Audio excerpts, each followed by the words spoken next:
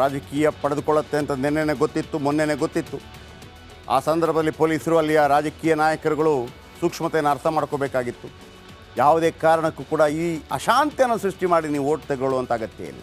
ಒಂದು ಒಳ್ಳೆ ಕೆಲಸ ಮಾಡಿಸ್ಕೊಡಿ ಅವರಿಗೆ, ಒಂದು ಒಳ್ಳೆ ಯಾವುದಾದ್ರೂ ಕಂಪನಿ ತನ್ನಿ, ಆ ಥರ ಓಟ್ ತಗೊಳ್ಳಿ. ಈ ಬೆಂಕಿ ಹಚ್ಚಿ ಓಟ್ ತಗೊಂಡು ಏನಾಗಬೇಕಾಗಿದೆ ನೋಡಿ. ಇವರು ಪಾಪ 25 ಲಕ್ಷ ಹೋಯ್ತು ಸರ್ ಅಂತಾರೆ. ಅದು 1 ಕೋಟಿನ ಏನೋ 25 ಲಕ್ಷ ಬಟ್ಟೆ ಅಂಗಡಿನ ಏನಿರಬೇಕು. ಆಳು ನೋಡ್ರಿ, ಸಮಾಜದ ಮೇಲೆ ಏನು ಯಾರ ಕಿರಿಕಿರಿಗೂ ಇಲ್ಲದೆ ತನ್ನಿಂತಾನೇ ಕೆಲಸ ಮಾಡುವಂಥವ್ರು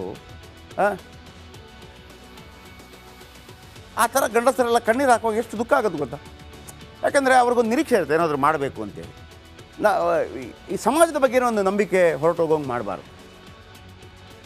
ಇನ್ನು ಮೂಲಭೂತವಾದಿಗಳಿಗೆ ಬೆಂಬಲ ನೀಡುವ ತಾಲಿಬಾನ್ ಸರ್ಕಾರ ಕರ್ನಾಟಕದಲ್ಲಿದೆಯಂತೆ. ಈ ಕಾಂಗ್ರೆಸ್ ಸರ್ಕಾರ ಮುಸ್ಲಿಂ ಮತಾಂಧರನ್ನು ಓಲೈಸಲು ಹಿಂದೂಗಳನ್ನು ಬಲಿಕೊಡಲು ಸಿದ್ಧವಿದೆಯಂತೆ. ಪುಂಡರನ್ನು ಪತ್ತೆ ಹಚ್ಚಿ ಉತ್ತರ ಪ್ರದೇಶದ ಮಾದರಿಯಲ್ಲಿ ಮನೆಗಳ ಮೇಲೆ ಬುಲ್ಡೋಜರ್ ಕಾರ್ಯಾಚರಣೆ ಮಾಡಿದರೆ ಮಾತ್ರ ತಕ್ಕ ಪಾಠ ಕಲಿಸಲು ಸಾಧ್ಯ ಅಂತ ಪ್ರತಿಪಕ್ಷ ನಾಯಕ ಆರ್ ಅಶೋಕ್ ಟ್ವೀಟ್ ಮಾಡಿದ್ದಾರೆ.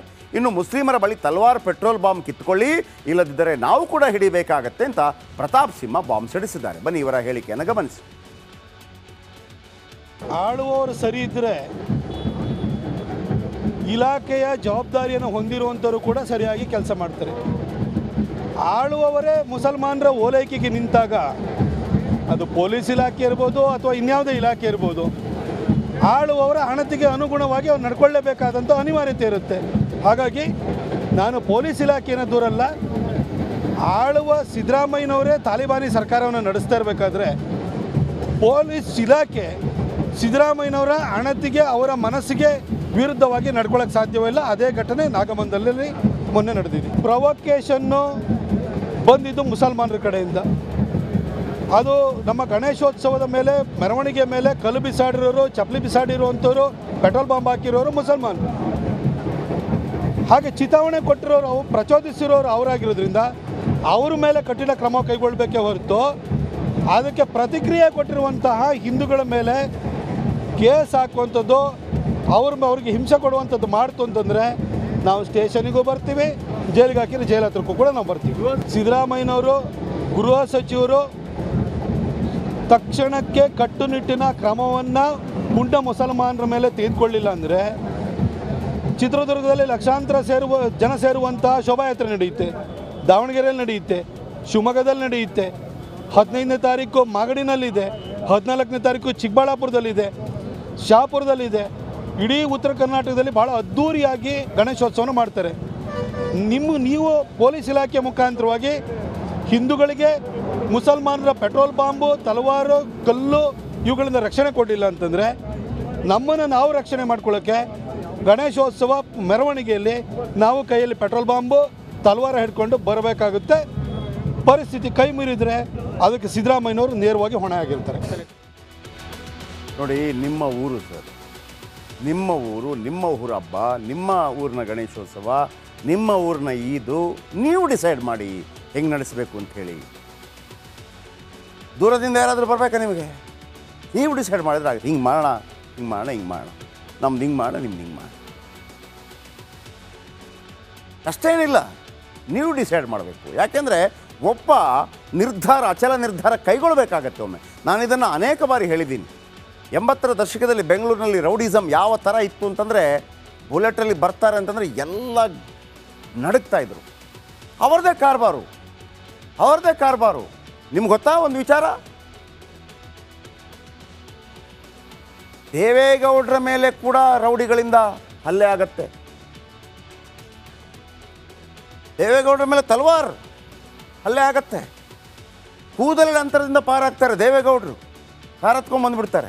ಅವರ ಬಟ್ಟೆನೂ ಹರಿದಿರುತ್ತೆ ಆ ಸಂದರ್ಭದಲ್ಲಿ. ಈ ಥರ ರೌಡಿಸಮ್ ಜಾಸ್ತಿ ಆದಾಗ ಸರ್ಕಾರ ಒಂದು ನಿರ್ಧಾರ ಕೈಗೊಳ್ಳುತ್ತೆ. ರಾಮಕೃಷ್ಣ ಹೆಗಡೆ ಅವರು ಮುಖ್ಯಮಂತ್ರಿ ಆಗಿದ್ದಂಥ ಸಂದರ್ಭದಲ್ಲಿ ಇನ್ನಾಗಲ್ಲ, ಏನು ಮಾಡಬೇಕು? ಧಿಮ್ ಢಮಾರ್ ವಿಧಾನಸಭೆಯಲ್ಲಿ ಚರ್ಚೆ ಆಗುತ್ತೆ ಅದರ ಬಗ್ಗೆ. ಎನ್ಕೌಂಟರ್ ಮಾಡಿ ಬಿಸಾಕೋದಿಂಥ ರೌಡಿಗಳನ್ನು ಅಂತ. ಒಂದು 4-5 MLAಗಳು, ಅದರಲ್ಲಿ ಪ್ರಮುಖ ಒಬ್ಬರು MLA, ಅದನ್ನು YSV ದತ್ತ ಭಾಳ ಚೆನ್ನಾಗಿ ಹೇಳ್ತಾರೆ. ಹಿಂಗೆಲ್ಲ ಮಾಡೋದು ಸರಿಯಲ್ಲ ಅಂತ ಹೇಳ್ತಾರಂತೆ. ನೋಡಿ, ಈ ರೌಡಿಸಮ್ಗೆ ಸಪೋರ್ಟ್ ಕೊಟ್ಟಂಗಾಗುತ್ತೆ ನೀವು ಎನ್ಕೌಂಟ್ರ್ ಮಾಡಬೇಡಿ ಅಂತಂದರೆ ಅಂತ. ಆಗ ಶುರು ಆಗುತ್ತೆ ನೋಡಿ 80ರ ದಶಕದಲ್ಲಿ. ಆಗ ಒಂದು ಕ್ಲೀನ್ ಕೃಷ್ಣಪ್ಪ ಮಾಡಿಬಿಡ್ತಾರೆ, ಕ್ಲೀನ್ ಕೃಷ್ಣಪ್ಪ, ಯಾವ ರೌಡಿಗಳು ಇಲ್ಲ ಆ ಸಂದರ್ಭದಲ್ಲಿ. ಅಲ್ಲಿಂದ ಇಲ್ಲಿ ತನಕ ಆ ರೌಡಿಸಮ್ ನಿಂತೋಗಿದೆ. ರೋಡಲ್ಲಿ ಹಾಗೆ ಆಯ್ತು. ನೀವು ಬೇಕಿದ್ರೆ 80ರ ದಶಕದ ಕೇಳಿ ಬೇಕಿದ್ರೆ ಈ ನಾರಾಯಣಗೌಡರಿಗೆಲ್ಲ ತುಂಬ ಚೆನ್ನಾಗಿ ಗೊತ್ತಿರ್ಬೋದು ಇನ್ನೂ ಕೂಡ. ಆಗ ಇನ್ನೂ ಕೆಲವು ಹೆಂಗೆ ಅಂತಂದರೆ ಇಲ್ಲಿ ಕನ್ನಡ ಮಾತಾಡೋಂಗಿಲ್ಲ, ಹಂಗೆಲ್ಲ ಇತ್ತು ಶ್ರೀರಾಮ್ಪುರದಲ್ಲೆಲ್ಲ. ಕುರುಪು ಹಾಕ್ಬಿಡೋದು, ಬ್ಲೇಡಲ್ಲಿ ಕುರುಪು ಅಂದರೆ ಕೆನ್ನೆಗೆ ಹಿಂಗೆ ಕಟ್ ಮಾಡಿಬಿಡೋದು, ಅದು ಕನ್ನಡ ಮಾತಾಡಿದ್ರೆ. ಆಗ ಆ ಸಂದರ್ಭದಲ್ಲೆಲ್ಲ ಈ ನಾರಾಯಣಗೌಡರೆಲ್ಲ ಭಾಳ ಆ ಟೈಮಲ್ಲೆಲ್ಲ ಭಾಳ ಹೋರಾಟ ಮಾಡಿದ್ದಾರೆ. ಯಾಕೆ ಈ ಮಾತನ್ನು ಹೇಳಿದೆ ಅಂತಂದರೆ, ಕೆಲವೊಮ್ಮೆ ಅಚಲವಾದಂತಹ ನಿರ್ಧಾರ, ಗಟ್ಟಿ ನಿರ್ಧಾರ ಕೈಗೊಂಡ್ಬಿಡ್ಬೇಕು. ಒಂದು ಸ್ವಸ್ಥ ಸಮಾಜದಲ್ಲಿ ಕಾನೂನಿನ ಭಯ ಇರಬೇಕು. ನಾನು ನಿಯತ್ತಾಗಿ ಕೆಲಸಕ್ಕೆ ಹೋಗ್ತೀನಿ, ನಿಯತ್ತಾಗಿ ಕೆಲಸಕ್ಕೆ ಬರ್ತಾ ಇದ್ದೀನಿ, ಸರ್ಕಾರದ್ದು ಏನು ಕಾನೂನು ಕಟ್ಟಳೆಗಳಿದೆ ಪಾಲಿಸ್ತಾ ಇದ್ದೀನಿ, ತೆರಿಗೆ ಕಟ್ತಾ ಇದ್ದೀನಿ ಅನ್ನೋನಿಗೆ ಒಂದೇ ಒಂದು ಚೂರು ಭಯ ಬರಬಾರ್ದು. ಏನಾಗ್ಬಿಡುತ್ತೋ ಬರಬಾರ್ದು. ಆ ಭಯವಿಲ್ಲದ ವಾತಾವರಣ ನಿರ್ಮಾಣ ಮಾಡುವಂಥ ಜವಾಬ್ದಾರಿ ಕೂತಿರುವಂತಹ ಮುಖ್ಯಮಂತ್ರಿಗಳಿಗೆ ಅಥವಾ ಸರ್ಕಾರಕ್ಕೆ. ಈಗ ಉತ್ತರ ಪ್ರದೇಶದಲ್ಲಿ ಬುಲ್ಡೋಸರ್ ಆಗುತ್ತಲ್ಲ, ಅದು ಜೀವನ ಪೂರ್ತಿ ಆಗುತ್ತೆ ಅಂತಲ್ಲ, ಒಮ್ಮೆ ಮಾಡಿಬಿಟ್ರೆ ಒಂದು 20-25 ವರ್ಷ ಕ್ಲೀನಾಗಿರುತ್ತೆ. ರಾಮಕೃಷ್ಣ ಹೆಗಡೆ ಸರ್ಕಾರದ ಸಂದರ್ಭದಲ್ಲಿ ಆದಂಥ ಎನ್ಕೌಂಟ್ರಿಂದಾಗಿ ನೋಡಿ 50 ವರ್ಷಗಳ ತನಕ ಆ ಒಂದು ಭಯ ಇಲ್ಲ. ರೋಡಲ್ಲಿ ಹೋಗೋ ರೌಡಿಗಳ ಭಯ ಇದೆಯಾ? ಹೆಣ್ಮಕ್ಳು ಹೋಗ್ತಾ ಕೇಳಿ ಬೇಕಿದ್ರೆ ನೀವು 80ರ ದಶಕದ ಕಥೆಗಳನ್ನು. ನಾನು ಬೇಕಿದ್ರೆ ಕೆಲವು ಪೊಲೀಸ್ ಆಫೀಸ್ ಹತ್ರ ಕೇಳಿಸಿ ನಿಮ್ಮ ಹತ್ರ ಹೇಳಿಸ್ತೀನಿ. ಇಂಥದೇ ಘಟನೆ ಉತ್ತರ ಪ್ರದೇಶದಲ್ಲಿ ನಡೆದಿದ್ರೆ ಏನಾಗ್ತಾ ಇತ್ತು? ಯೋಗಿ ಸರ್ಕಾರ ಬುಲ್ಡೋಸರ್ ಪ್ರಯೋಗ ಮಾಡ್ತಾ ಇತ್ತು.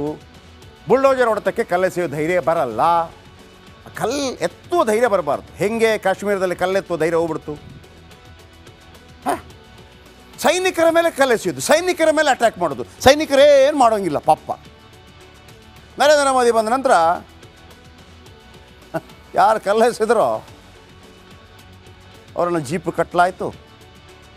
ಕ್ರೌರ್ಯ ಅಂತ ಒಮ್ಮೆ ಅನಿಸ್ಬೋದು, ತಪ್ಪಲ್ವಂತ, ಹೌದು. ಆದರೆ ಮುಳ್ಳನ್ನು ಮುಳ್ಳಿಂದಲೇ ತೆಗಿಬೇಕಾಗತ್ತೆ, ಅದನ್ನು ನಿರಂತರವಾಗಿ ಮಾಡಿ ಅಂತ ಅಲ್ಲ. ಈಗ ಒಂದು ಕಾನೂನು ಇದೆಯಲ್ಲ, 100 ಅಪರಾಧಿಗಳು ತಪ್ಪಿಸ್ಕೊಂಡ್ರೂ ಪರವಾಗಿಲ್ಲ, ಒಬ್ಬ ನಿರಪರಾಧಿಗೆ ಶಿಕ್ಷೆ ಆಗಬಾರ್ದು ಅಂತಿರುತ್ತಲ್ವ. 100 ನಿರಪರಾಧಿಗಳಿಗೆ ಒಬ್ಬ ತಲೆಕೆಟ್ಟವನಿಂದ ತೊಂದರೆ ಆಗ್ತಾ ಇದೆ ಅಂತ ಹೇಳುವಾಗ ಆತ ಬೇಕಾ? ಇದು ಪ್ರಶ್ನೆ.